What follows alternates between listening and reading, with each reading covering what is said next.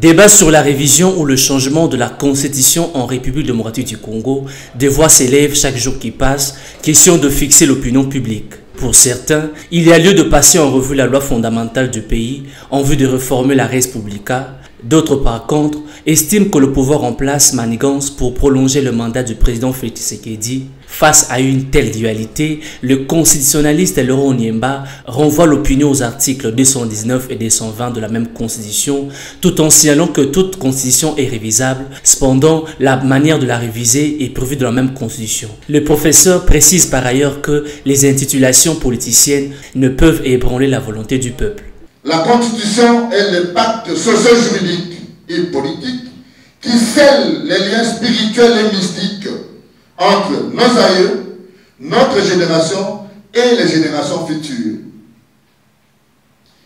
C'est dans ce contexte que tous les pays du monde connaissent plusieurs textes liés à leur histoire politique. Il en est ainsi dans notre pays où nous avons connu des textes constitutionnels de 1885 à nos jours.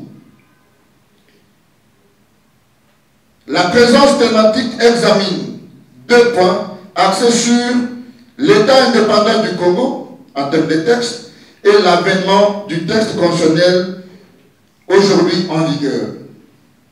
De l'état indépendant du Congo, si Félix Tshisekedi enseigne que c'est à partir de l'acte général de la conférence de Berlin qu'ont été jetées les bases de la naissance du Congo, aujourd'hui République démocratique du Congo, Dieudonné Kalouba estime tout de même qu'il serait difficile de considérer cet acte comme un texte constitutionnel tant que sa nature juridique demeure celle d'un traité international. C'est autant dire que l'État indépendant du Congo n'avait pas de constitution au sens formel. Mais au sens matériel, tous les textes ayant jeté les bases de l'organisation et de l'exercice du pouvoir politique de l'État indépendant du Congo peuvent être reconnus comme des textes constitutionnels. Tel est le cas notamment des décrets suivants. Décret du roi souverain du 30 octobre 1885 sur l'organisation provisoire du gouvernement central. Décret du roi souverain du 6 avril 1887 sur l'organisation du pouvoir local.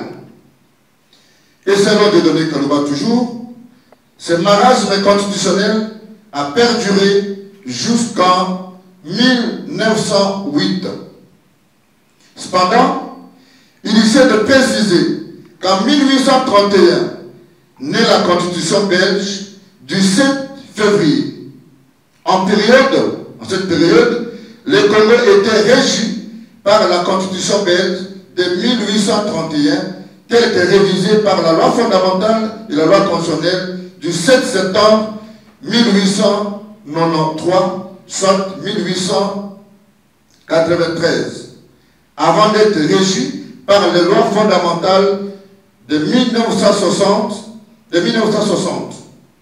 Il s'agit de deux textes belges votés par le Parlement belge à Bruxelles, sanctionnés et promulgués par le roi de Belge et la Constitution du 1er août 1964, dite Constitution de l'Ouagadougou. L'avènement de ces textes constitutionnels est dicté par le fait que jusqu'en 1963, les parlements ne s'étaient jamais réunis en assemblée constituante pour élaborer un texte constitutionnel définitif. D'où la décision du chef de l'État de mettre en congé. Ce dernier est confié la rédaction à une commission composée d'experts congolais dont Marcel Antoine Liao. Ensuite, la Constitution du 24 juin 1967, qui est un texte constitutionnel qui intervient à la suite du coup d'État opéré par le général Mobutu. est une œuvre controversée parce que rédigée par une commission présidée par le président Mobutu en personne, entouré des experts dont les plus emblématiques demeurent Etienne Tshisekedi Wamulumba, Gérard Kamanda et Marcel Liao. Viendront la loi numéro 93 du 2 avril 1993 portant acte constitutionnel harmonisé relatif à la période de la transition. Puis l'acte constitutionnel de la transition du 9 avril 1994. Et puis le décret-loi constitutionnel numéro 096/2000 du 1er juin 2000. Ensuite, la constitution de la transition du 4 avril 2003 et enfin la constitution du 18 février telle que révisée le 20 janvier 2011. Avènement de cette constitution, qu'est-ce que nous pouvons retenir? Élaborée sur base d'un compromis politique définitif, il faut le souligner, de forces sociales et politiques, l'actuelle constitution a la particularité d'être adoptée par référendum constitutionnel. Elle inaugure un régime parlementaire rationalisé et organise un État à régionalisme, qui est un compromis. Alors un compromis constitutionnel, très proche du fédéralisme, dont les contours sont aujourd'hui parachevés grâce aux épreuves de la pratique jurisprudentielle, affirme Dieudonné Kalouba. Initié par le Sénat de la République démocratique du Congo, adopté par l'Assemblée nationale, sanctionné par un référendum constitutionnel comme produit du constituant originaire et promulgué par le président de la République, cette loi fondamentale est une propriété indéniable du peuple congolais. Toute aventure à lui attribuer un autre géniteur n'est qu'une méconnaissance congénitale des normes, mais aussi une aventure scientifique périlleuse. Aucun argument ne participe de l'affirmation selon laquelle il s'agit d'une constitution des étrangers, écrite à l'étranger. Kisangani, qui a abrité le démarrage de ces travaux, est une province de la République démocratique du Congo d'alors. Les experts congolais qui ont participé à son écriture sont encore vivants. J'ai cité Auguste Mampouya, Bob Kabamba, Évariste Bochard, Jean-Louis Essambo, et la liste n'est pas exhaustive. Peut-on dire de la Constitution qu'elle est une œuvre étrangère parce qu'elle a connu l'intervention d'un expert béninois ou guinéen? Peut-on dire que la Constitution est une œuvre étrangère parce que dans le cadre des rapports bilatéraux entre les États, à l'occurrence la République de Belgique et la République démocratique du Congo, que la Constitution actuelle est une œuvre des étrangers? Je répète, cela dénote, si ce n'est pas de la mauvaise foi d'une aventure politicienne, c'est une méconnaissance congénitale, non seulement de l'histoire culturelle congolaise, mais aussi de notre Constitution et de tous les contours de son écriture. Le constitutionnaliste n'est pas celui qui interprète la Constitution selon ses humeurs et son positionnement personnel. Le constitutionnaliste est celui qui fait parler la Constitution. Au-delà du pouvoir de la Cour constitutionnelle, qui est un pouvoir légal, constitutionnel, d'interpréter l'esprit et les normes constitutionnelles, les doctrinaires, dans sa mission scientifique, c'est d'amener un service au regard de la mission de l'université, rendre service à la société et faire la recherche. Impossibilité tirée de l'interprétation de la révision de la Constitution. Dans la poursuite de la protection de la Constitution par les constituants originaires, il est interdit de procéder à la révision constitutionnelle. Cette limitation est temporaire et elle est majeure. matérielle. Impossibilité matérielle, ou plutôt temporelle. Les constitutions limitent parfois les pouvoirs de révision constitutionnelle dans le temps. En d'autres termes, elles interdisent les révisions pendant un certain laps de temps. Dans tel cas, on parle des limites temporelles du pouvoir de révision constitutionnelle qui apparaissent de deux façons. La Constitution interdit la révision avant l'écoulement d'un délai à partir de sa mise en vigueur, et bien, elle exclut sa révision dans une certaine circonstance. De ce point de vue, nous avons entendu beaucoup de gesticulations autour de la maturité de la Constitution. C'est une fausse argumentation que de dire à la société scientifique aujourd'hui qu'après 18 ans, notre loi fondamentale a atteint sa maturité. Parce que je peux défier tout intellectuel normalement constitué que la Constitution congolaise n'a jamais été appliquée dans sa globalité. Et je veux que quelqu'un me réponde, c'est quelle disposition spécifique exige au président, dans le contexte congolo-congolais, où une majorité est déclarée avant les élections à la hauteur de plus de 480 députés sur une assemblée de 500 députés, qu'on était obligé de nommer un informateur. Autant, une question arithmétique, est-ce que pour compter le nombre de députés, 500 députés, 200 députés mieux, 250 plus 1, a-t-on besoin de prendre une suite à Hilton? A-t-on besoin de recruter des gens pour une affabulation autour de la Constitution et des tripatouilles de la volonté du peuple? On parle de comptage, mais on ne parle pas de l'argent qui va avec, et c'est payé par procédure d'urgence.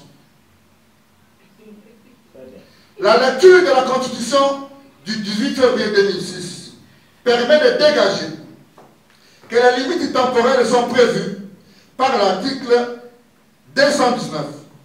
Au terme de cette disposition constitutionnelle, certaines circonstances empêchent toute révision constitutionnelle. Il s'agit de l'état de guerre, de l'état d'urgence ou de l'état de siège, de la période de l'intérim à la présidence de la République, ou lorsque les deux chambres du Parlement se trouvent empêchées de se réunir librement. L'article 219 de la Constitution prévoit que, deux points, aucune révision ne peut intervenir pendant l'état de guerre, l'état d'urgence ou l'état de siège, ni pendant l'intérim à la présidence de la République, lorsque l'Assemblée nationale ou le Sénat se trouvent empêchés de se réunir librement. On peut déduire que l'article 219 de l'article 219, que c'est un temps normal que l'on peut procéder à la révision constitutionnelle. Celle-ci ne pouvant intervenir en période de trouble. Aussi, en tant que rempart de liberté et de la démocratie, la Constitution prévoit les règles régissant l'action de certaines autorités constituées dans des situations exceptionnelles menaçant l'intégrité du territoire ou mettant en danger les institutions de la République. Pendant cette période, qui requiert l'unité et la cohésion nationale, il convient d'éviter des débats à même d'y porter atteinte. C'est pourquoi toute révision constitutionnelle est exclue en temps de guerre. Autant poser la question aux compatriotes, pour eux être journalistes, mais vous êtes d'abord congolais. Est-ce que, pour qu'on soit dans un état de guerre, il faut qu'une autorité habilitée l'ait déclaré? Si, dans un pays, plus de 120 agglomérations sont entre les mains des ennemis, est-ce que le Congo n'est pas dans un état de guerre? Chacun de nous pourra répondre à cette question. Limite matérielle. L'examen des textes constitutionnels nous amène à constater que quelques-uns de ces derniers consacrent l'interdiction de la révision de certaines de leurs dispositions. Celles-ci celles-ci ou ces dispositions sont appelées limites matérielles, limites de fond ou limites relatives à l'objet de la révision. En d'autres termes, quelques constitutions contiennent des dispositions intangibles, mieux des clauses irréformables. Ce sont des dispositions qui ne peuvent en aucun cas faire l'objet d'une modification quelconque. Ainsi, si la Constitution prévoit une telle intangibilité, la révision ne peut y déroger, sans ouvrir la boîte à Pandore appelée fraude constitutionnelle. Mieux, un coup d'État constitutionnel. Car l'intangibilité poursuit la protection de certaines matières pour l'efficacité du fonctionnement de l'État et de la pérennisation de notre système démocratique. Dans ce sens, la Constitution du 18 février 2006 a, en son article 220, consacré l'intangibilité de certaines matières telles que la forme républicaine de l'État, le principe de suffrage universel, la forme représentative du gouvernement, le nombre et la durée des mandats du président de la République, l'indépendance du pouvoir judiciaire, le pluralisme politique et syndical, etc. Dans ce domaine, le record est détenu par la Constitution portugaise. Parce qu'ici, on veut nous dire que c'est nous qui inventons le roue, parce qu'il y a des spécialistes sous les bois qui interprètent la norme fondamentale sans légitimité scientifique et sans légalité intellectuelle. C'est seulement parce que c'est telle personne et il s'arroge le pouvoir de commenter notre pacte républicain sur lequel est assis l'héritage identitaire de toute une nation. Dans ce record, la Constitution portugaise, qui consacre 18 limites matérielles en son article 288, le dit. Selon cette disposition, les principes suivants sont intangibles. Nous sommes au Portugal.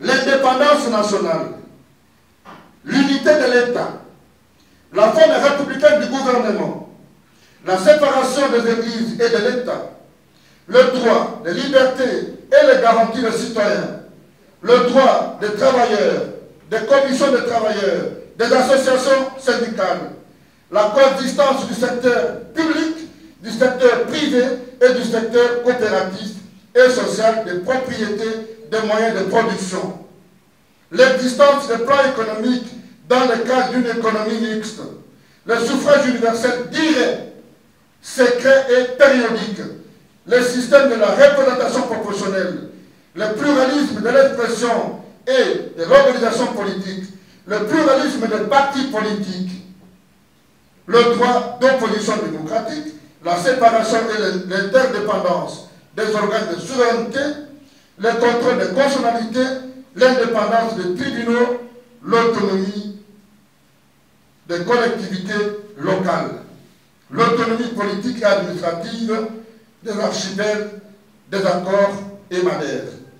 La pratique congolaise de révision constitutionnelle relève que la procédure n'est pas souvent respectée et que les dispositions intangibles y sont touchées implicitement suivant une période ordinaire. Pourtant, pour réviser la Constitution, pour réviser une Constitution, il faut que les textes soient d'abord appliqués dans sa globalité en vue de ressortir toutes ses faiblesses et grandir en maturité.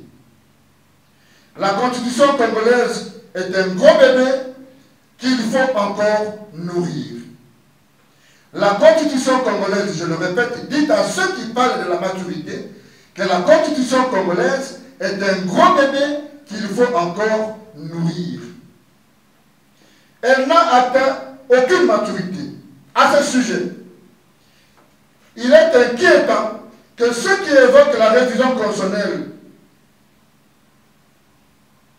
à partir de sa maturité omettent le fait que le droit congolais des obligations trouve son socle sur le décret colonial du roi de Belge datant de 1888. Aussi, il y faut un consensus national au regard de sa valeur politique et de sa portée juridique pour réviser. Sur ce, il est de notoriété publique que le processus électoral de 2023 a laissé une cassure dans le tissu de la cohésion nationale. Où est Joseph Kabila, si on peut poser la question? Le père de l'alternance, pour la première fois dans l'histoire de notre pays. Qui n'a pas entendu le chef de l'État dire qu'au niveau des législatives, il y a eu des nominations? Peut-on confier à cette Assemblée nationale, du reste coopté, du reste désigné, le destin de toute une nation? Quand on a encore l'image du basculement de la majorité du FCC sous coup des raisons obscures et avec l'interprétation de la disposition relative au mandat non impératif, avons-nous une assemblée capable de traiter d'une question de légitimité de notre destin sans vendre notre âme comme peuple et comme nation? Il faut le dire en toute responsabilité que le décor est planté aujourd'hui pour que tout un peuple accède à la vérité scientifique, pas politique, et empêcher toute initiative allant dans le sens d'une révision ou d'un changement constitutionnel.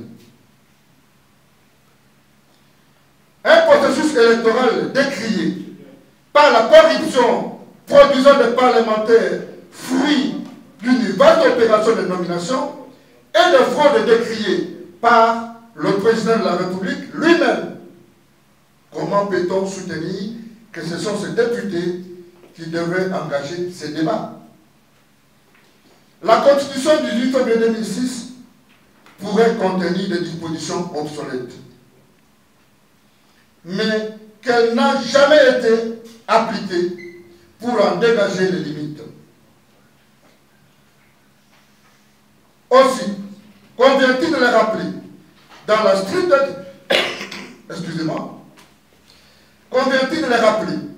la stricte interprétation de la Constitution du 18 2006 que seule une révision est possible, et de là à soutenir qu'elle se fait juridiquement impensable qu'une personne qui détiendrait un pouvoir constituant dérivé, conformément à l'article 218, de procéder à la modification de la Constitution.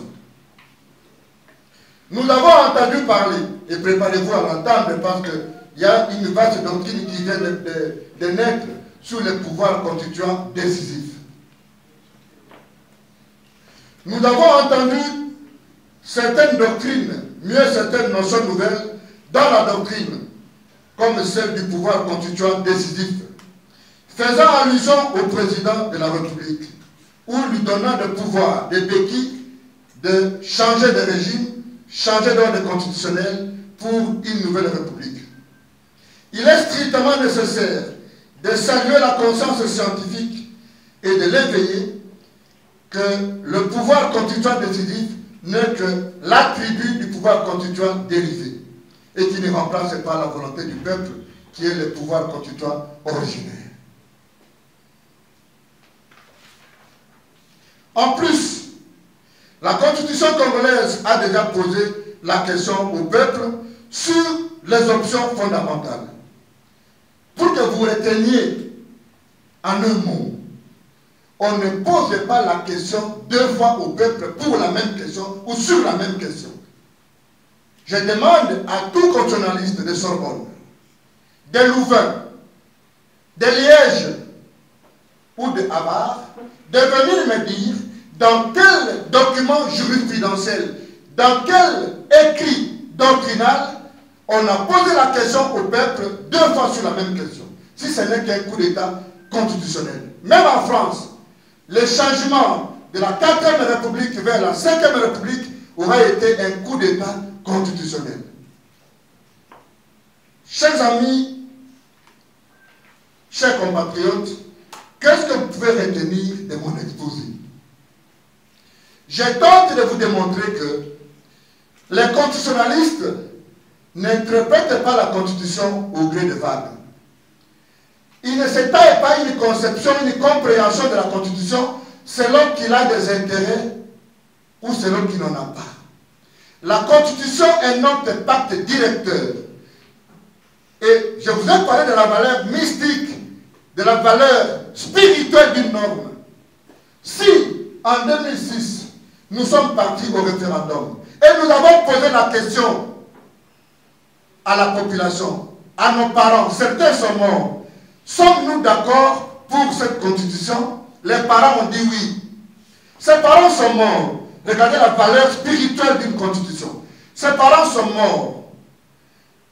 Est-ce que nous, qui vivons aujourd'hui, nous avons le pouvoir spirituel de revenir sur la volonté de nos parents qui sont morts? Par quel mécanisme?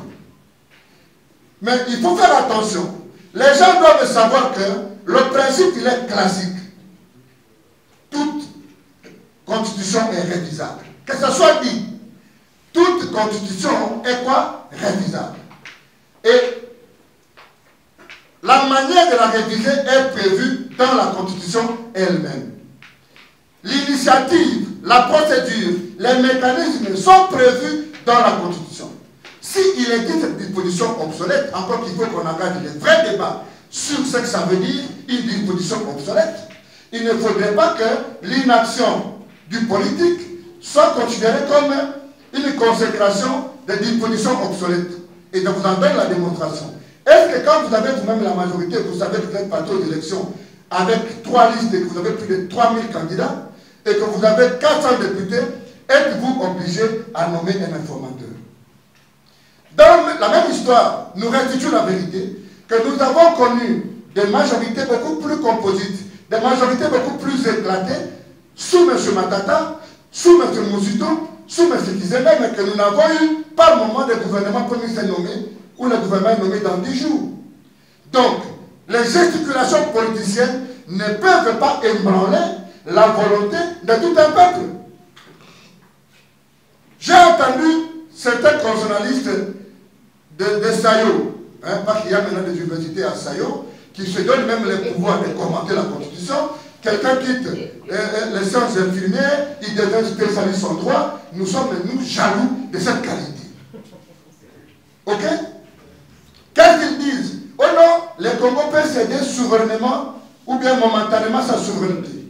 Qui ne connaît pas que dans ces pays, où, au moment de l'écriture de la norme, il y a ce qu'on appelle en Afrique le panafricanisme. Et donc, la volonté du Congo ou la vision congolaise de l'Afrique. Mais comment vous voulez me dire qu'on fait la suppression des frontières au niveau de certaines zones, mais que dans notre constitution, nous pensons qu'il devient aberrant de dire que le Congo peut céder momentanément. Mais je pose la question aux gens qui vont à l'ambassade, et tous ceux qui n'ont jamais été à l'ambassade. Si vous êtes poursuivi maintenant et que vous trouvez à l'ambassade des États-Unis, eh bien, aucun policier ne peut aller vous prendre. Je pose la question aux charlatans de la Constitution. C'est sur le de quelle disposition il est interdit à un magistrat congolais d'envoyer ses agents vous prendre à l'ambassade des États-Unis si dans notre Constitution il n'y a rien qui est prévu. Les gens voudront nous dire non, la question de la nationalité. Mais la nationalité, elle ne constitue pas une question intangible. Autant les gens disent non, il faut qu'on nomme le gouverneur. Les gens oublient, ils ont une mémoire courte. Est-ce que le problème qu'il y a entre le gouverneur et les députés provinciaux sont liés à la Constitution? Si vous-même vous contrôlez, aujourd'hui, dans la configuration congolaise, citez-moi un seul gouverneur qui n'est pas le gouverneur de l'Union sacrée. Ça signifie qu'il existe d'autres cadres de règlement de litige politique qui ne peuvent pas être transposés dans la Constitution. Regardez la faiblesse des arguments. Nous attendons les débats contradictoires.